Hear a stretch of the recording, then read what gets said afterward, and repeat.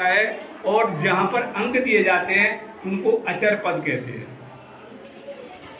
तो अपन को देखना है कि ये समीकरण x + 3 = 0, x का मान 3 दिया गया है, ये इसका संतुष्ट करता है या नहीं करता है।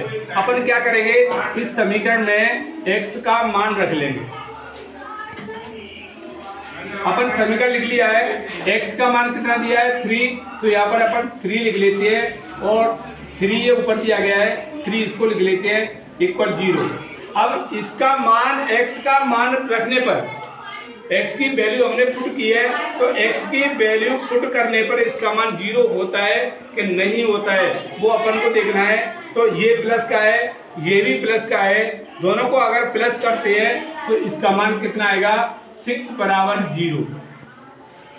जब मान 6 आ रहा है और इधर दिया गया है 0 आना चाहिए, तो इसका मान 0 नहीं है इधर, तो इसका मान ये संतुष्ट नहीं करता है। x का मान 3 रखने पर समीकरण को संतुष्ट नहीं करता है, तो आपको इधर लिखना है नहीं लिख देना है। इसी प्रकार इसको आप इरेज कर सकते हो, और आपकी कॉपी में तो आप लिखा रह देते ना। अब अपन देखते हैं दूसरे पर चलते हैं। दूसरे नंबर पर x + 3 = 0, इसका भी मान दिया है x + 3 = 0। x की वैल्यू अपन को 0 रखनी है। क्या रखना है? 0 रखना है। तो x की जगह पर अपन 0 रखेंगे। 0 प्लस दिया है, प्लस करेंगे 3 = अब इक्वल 0 दिया गया है। अगर 3 में अपन 0 को प्लस करते हैं तो प्लस करने पर मान 3 आएगा, इधर 0 आ रहा है, तो इसका मतलब क्या हुआ?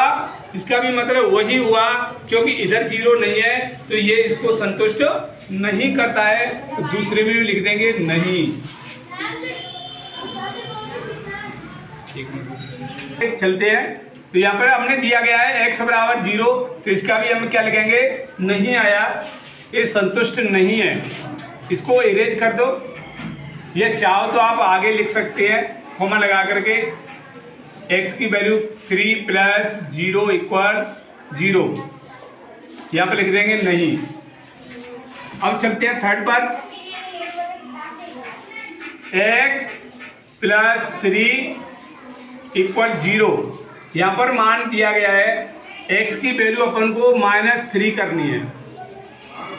x की जगह क्या लिखना है? -3, यहाँ पर अपन